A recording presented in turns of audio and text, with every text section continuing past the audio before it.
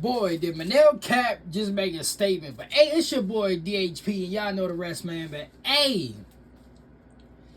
now I did say Manel Kape could not be overly patient with Brandon Royval, and I ain't gonna hold you. He was low key like super patient, but it was borderline like the fine line of being the right enough patience. But yeah, man, welcome into my UFC Apex Brandon Royval Manel Kape review, the last card of the year. And by the way, before we get deep into the analysis, I just want to say real quick, just a quick little rant, because I might make a separate video on this anyway. But I did enjoy the fights tonight, but at the same time, and I've been meaning to speak. I spoke about this before, and I'm meaning to speak on it like in a more detailed manner. But dog, we gotta get away from the Apex, because I ain't gonna hold you. Like I said, although I did enjoy the fights tonight, this tonight seemed to be dragged on. Like, it was longer. How can I put it? It was longer than usual, even though it ended like right on cue. Like, usually when we had pay-per-views and shit like that, pay-per-views usually end around like 1 or 2 o'clock. But like, half the time there's so much going on within the pay-per-views, with exciting fights, and on top of that with finishes in the fights, where it seemed like time went by like that. But tonight, and we had some good finishes on this card, but it just seemed like it dragged on, and honestly, my personal opinion, we need to get away from the Apex. I'm sorry, but I'm probably the only one that's going to speak on this, but we need to get away from the Apex. We need to go back to how it was before COVID, because even with fight cards like this, like, the fights weren't really that bad tonight, but it's the fact that we need some crowd, interactions. Like, I always go back to fight nights like UFC Paris, or the Brazil card with Charlie Olives and Matus Gamrot. Like, fight night cards like that, where you go into these certain countries or cities or whatever, and I'm pretty sure half the fights that was on this card tonight, the crowd would have went ape shit for. Even what we saw with Manel Kape just now, or even like some, or the shit that happened in the co-main with Giga Chickadees and Kevin and Vajallos. Like, the crowd would pop. They would go ape shit for something like that. So I think more of my gripe is for nights like this, it would have been nice to have like a good live crowd reaction to it, because it just seemed like the night it went on way too long, especially for it to be the final card of the year. Even though I was hyped, because, well, I'm gonna do some other content anyway revolving MMA, so this ain't gonna be the final quote unquote fight card for me. But usually the UFC put on banger cards, and I spoke about this before with one of the years I remember, we had the Chris Cyborg and Holly Holm pay-per-view card to end the year off. Even though that fight was it was decent, but it wasn't like, oh my god, fight of the year type shit. It was that card overall was still good enough where it was a good card to end the year off. But I'm not gonna lie to you, next year, and I already know they're going back to the Apex, because they just announced like the Mario Batista fight night card. Next year, we better not go to the Apex for the final card of the year. The final card of the year better be like, it don't even gotta be a pay-per-view. Just put on a fight night where we in front of a live crowd. Like, go to Houston somewhere, you know what I mean? But I don't want to take up this whole review talking about my gripes with the Apex, because it just, I don't want it to be, even though that seems like it's the main focal point, I don't want it to be the main focal point because we had some good fights tonight, and we're gonna get into it. So Manel, Kape, Starches, Brandon Royval, and it was shaping up to be a good fight. I'm not gonna lie to you, Brandon Royval. Yeah, this is kind of like a setback. This is kind of like another setback from what he had after he fought Pantoja for the second time. So yeah, I guess it stings a little bit more, but he was doing decent in this fight. He just Manel Kape, he just caught his rhythm and he just got him at the right moment. Kind of like what I alluded to in the preview. If I would not exactly said, and I thought Brandon Royval's overwhelming style would get to Manel Kape, but if Manel Kape would just press forward and be the aggressor at times, I think he would legit catch Brandon Royval in a nice counter. But we gonna get to it like further. But Manel Kape Starches Brandon Royval in the first round. Kevin Vajallos Starches Giga Chickadees in the second round. Cesare, I don't know how to pronounce his last name, but he beat Cesar Almeida 3-round decision. Costa Marquez, is that, I don't even know how to pronounce his name. Y'all know I'm terrible with names. But Costa beat Morgan Charnay in a nice head kick. I mean, I ain't gonna say it was like it, but it low-key reminded me of it, how Morgan Charnay just got knocked out. Y'all remember the Kevin Lee in oh my god. What was old boy's name? I forgot old boy's name, but Kevin Lee, he had kicked the shit out of that one boy, and man, that kind of reminded me of that. But he get him out of there with a head kick in the first round. My nigga Kennedy and then Marcus Bachia, that went to a draw.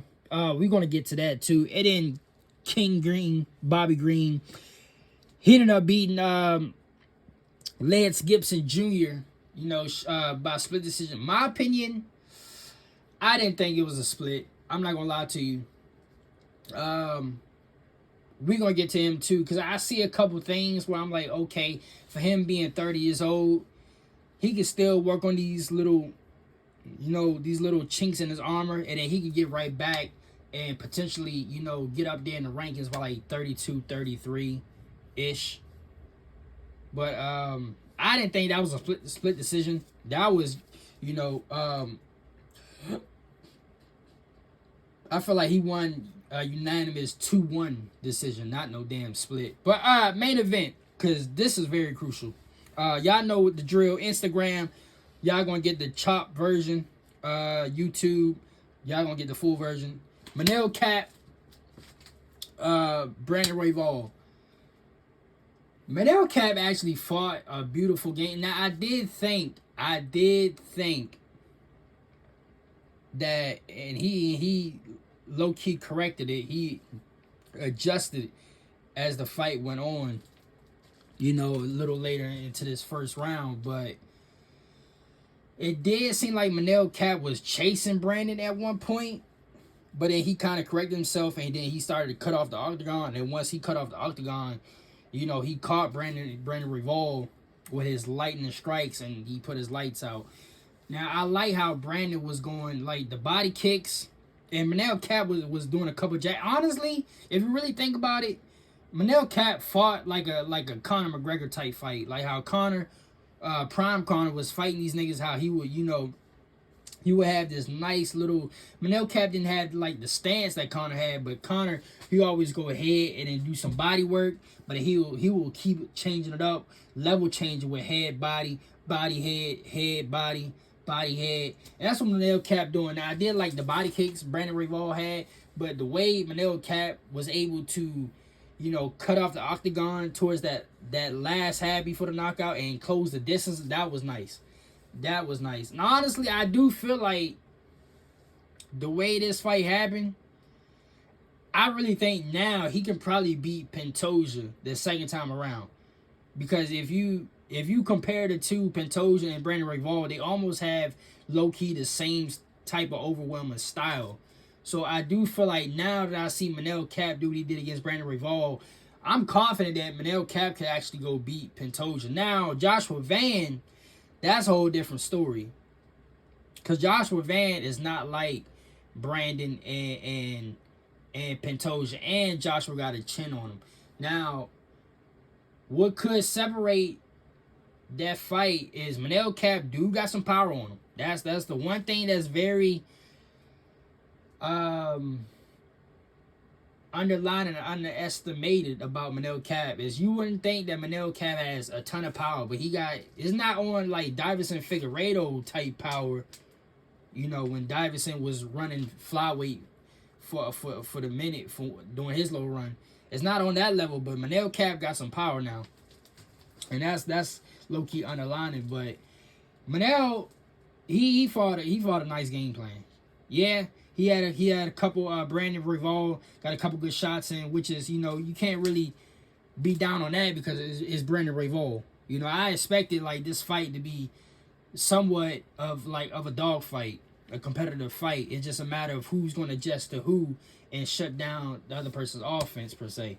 And when Manel Kape, he cut off the octagon and he closed in that distance and that's all she wrote. Now, big picture wise, like I said, the way he fought this fight, Joshua Van might be a different story, but Pantoja, oh yeah, Manel can definitely get back on Pantoja. And as we saw, you know, before the fight even happened, flyweight, my favorite weight class, we booming right now because we just had a fight announcement that's on that Mario Batista card, Horiguchi and Amir Balzi. So I honestly, the way we're gonna have to have a good talk on Monday about what's next, because Manel really didn't take no damage at all in this fight. So, and then he shut down Brandon Royval in the first one. Now, I did say it didn't matter who won. I know what I said during the preview show. It don't matter who won this fight. I don't think they're going to go, you know, they're next for the title shot. But I will say, the way the UFC is, and I know I'm probably backtracking, well, not me personally, on my opinion, it's more so I see the business side of the UFC nowadays. They could have Manel Kape fight for the title next just because of what happened. It's almost kind of like the Lerone Murphy situation, but if that's the case, I think Manel Kape is probably going to get the winner of Horiguchi and Amir Balzi, because I just don't think I don't see a scenario where UFC is going to miss a chance. I mean, you can't go either wrong, but you got two young superstars, and they got a bigger fan base. Let's be honest, they got a bigger fan base, especially after the last pay-per-view at 323. They got a bigger fan base than Manel Kape. Now, I do think Manel Kape has the biggest capability and personality to carry the flyweight, but fan base wise, you can't go wrong with what I've been saying over in my videos with Tatsuro Tada and Joshua Van.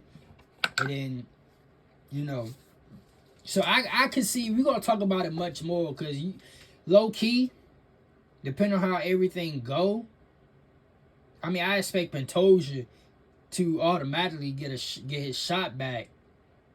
But I wouldn't put it out the question that maybe Pantoja, when he comes back, Manel Kape might wait for Pantoja. But knowing how Manel Kape is, I don't think he's gonna wait. He wants that title shot. And I didn't listen to the post-fight interview, but I'm just knowing Manel Kape and his personality, I guarantee he called out Joshua Van. I can almost guarantee it. Hold on, let me get a sip of my orange juice real quick.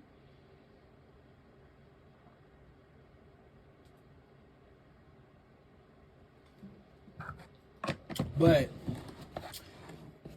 yeah, Manel Kape, he did his thing. He low key proved me wrong. Like, just just the way he was able to handle Brandon Royval, because I didn't think I saw ways where he can beat Brandon Royval if he just be the aggressor, but he fought his style and ended up starching Brandon Royval in the first round, which proved me wrong a little bit. So I'm excited for Manel Kape. I've been on Manel Kape for a cool minute now, but now that I know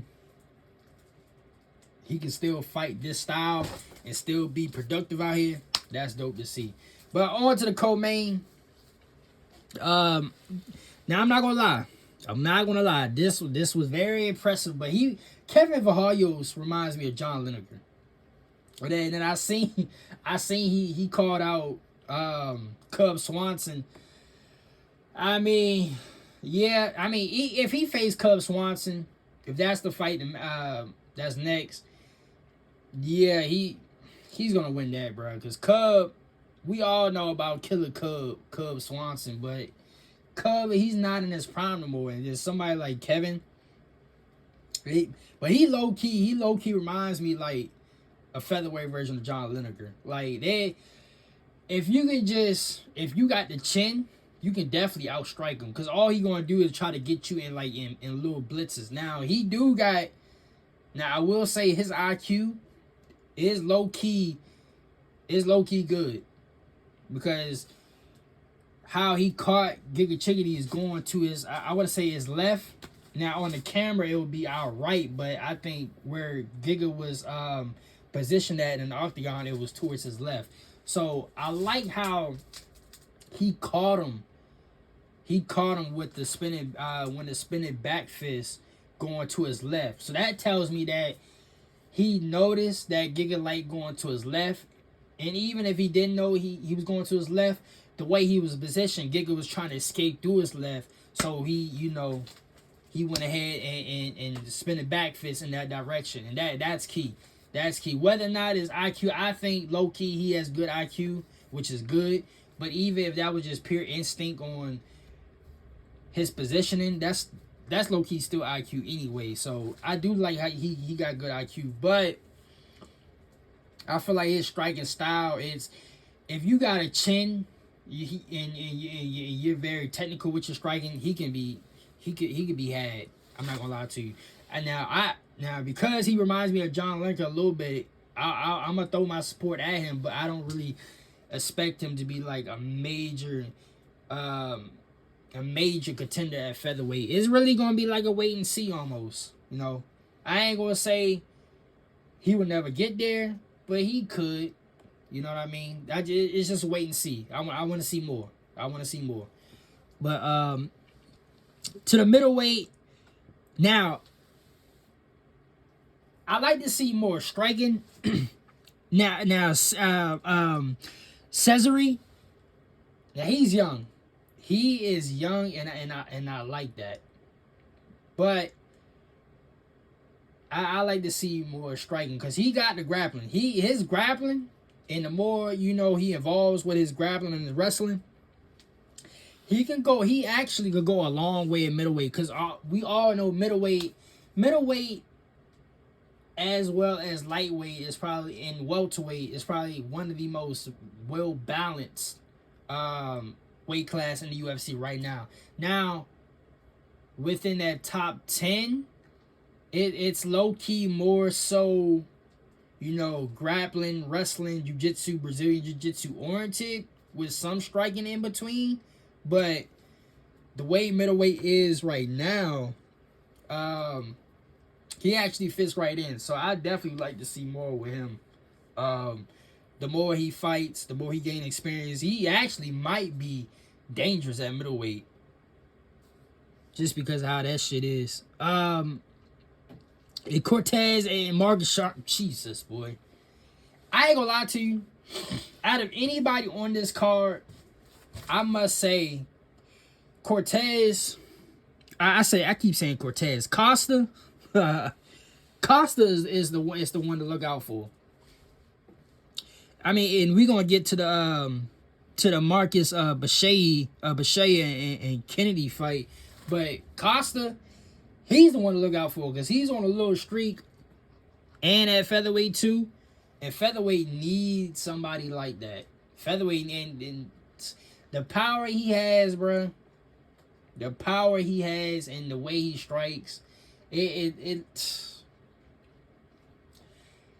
I wouldn't even say it's Jose Aldo level, but he do reminds me a little bit of, like, I gotta see his height, but he do reminds me of a taller, a little taller Jose Aldo, just a little bit, not all the way, but just a little bit. He's the one to watch. I'm not gonna lie to you.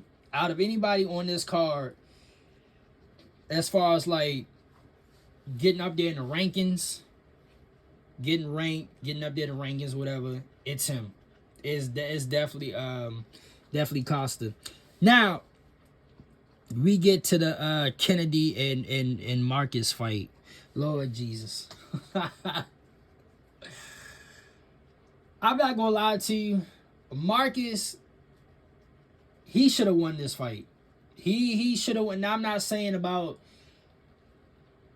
the judges' scorecard as far as like being the draw, because I really think it was a draw only because of that point deduction.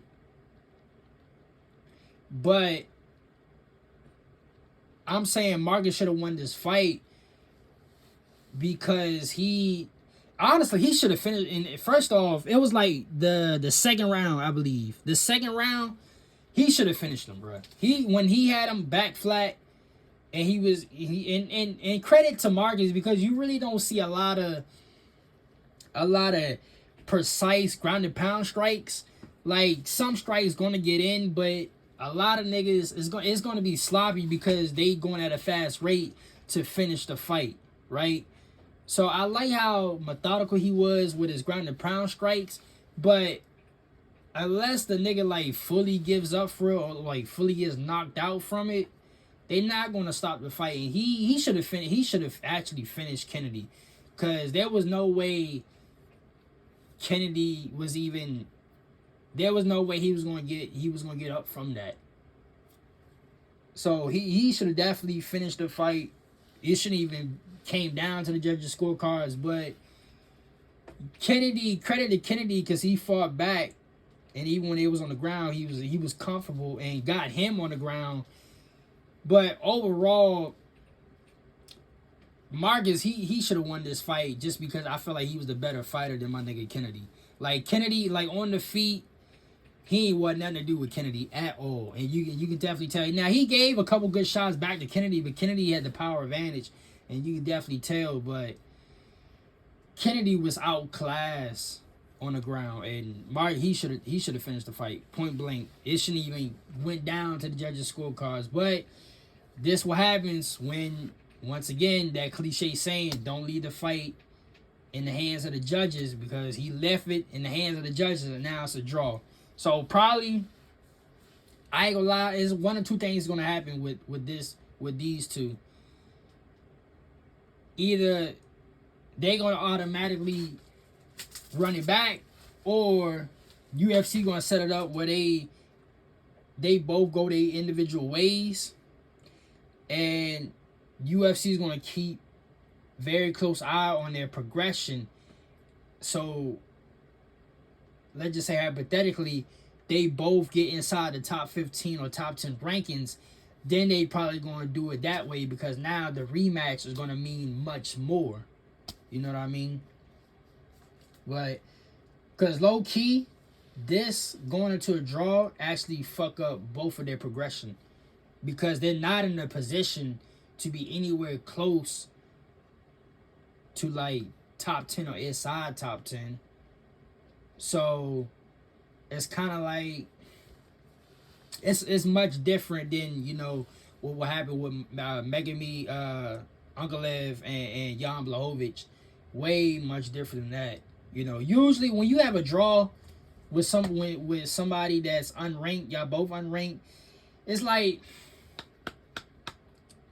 when y'all watch like NFL and teams tie, depending on how the division go with other teams as you trying to position yourself in the playoffs, that tie at least like 7 times now. I'm gonna say 7 because there are some cases where the tie actually help out a little bit based on if a team keeps losing towards the end. But 7 times out of 10, more times than not, that tie actually hurts you because it low key counts as another loss. So it's the same thing with mixed martial arts. When you go to a draw, especially when you're not close to top 10 or just unranked, that shit could kill your progression. Because you either gonna fight down in the ranking or you're gonna have to run it back again, which more than likely y'all two niggas is not in position, not even ranked. Or, you know, you either run it back again or you fight beneath you type shit. So like I said, it's one or two things where they're going to run it back, or UFC, they're going to keep a close eye on them two. And if they progress like how they should be, they probably going to run it back when they both like well position ranked. But it was a good fight. It was a good fight to me. I wouldn't and I fuck with my boy Kennedy. Like, Kennedy is one of my favorites, but he's not really. I ain't gonna lie to you. These niggas would get chewed the fuck up in the top 5. So they is far from championship materials. Before it was a good fight. Now on to the opening fight with Bobby King Green and Landon Gibson. Landon, I see where, okay, I'm like, okay, if he work on this, he keep progressing. I wouldn't say he's championship material, but he could be a solid, like, competitive fighter within the top 15.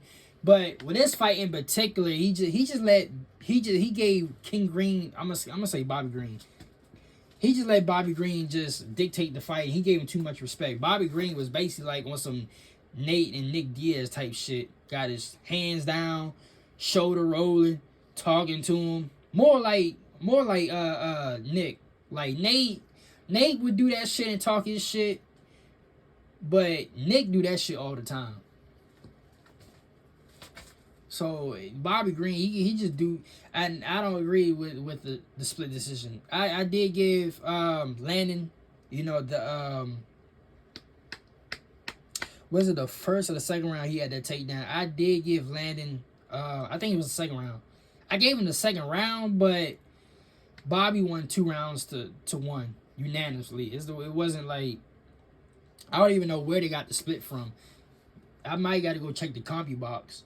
Because I want to say one of those rounds, if they gave it, if it was a split decision, that must have mean that Landon Gibson had one round where he outstruck Bobby, and then another round where it was close as far as like significant strikes. But the way I judged it, it wasn't.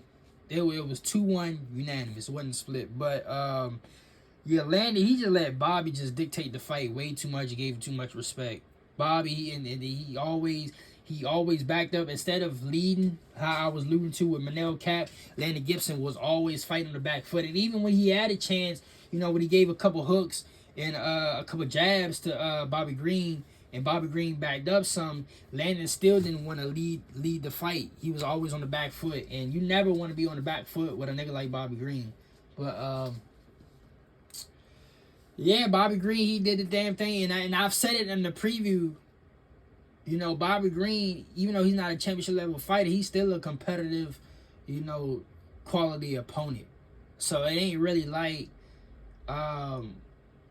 Landon Gibson should be ashamed that he lost this fight. Fuck no.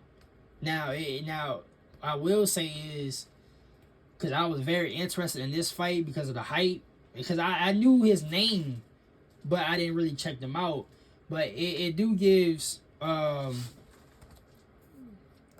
shit. It do give him a reality check on shit that he got to work on. So that's really it for that. But nonetheless, it was a, now, is this the best fight night card of the year? Fuck no. We're gonna discuss that sometime next week, or maybe around the Christmas week, because I think Christmas is not next week, but the following week is Christmas. But was it? Yeah, it's not the best fight night card. It was a good, decent fight card. Now, in retrospect, in hindsight, should this been the card to end the year off? No. This card would have been nice to, have like in the middle of the summer of somewhere, But it was a good fight night card. It was a good fight night card. Hey man, what can we say? Manel Kape with another statement dub and put himself prime position for either a title shot or, in my personal opinion, definitely a number one title eliminator fight. But, until my next video, the weekend recap, I'm going to go ahead and skedaddle, man.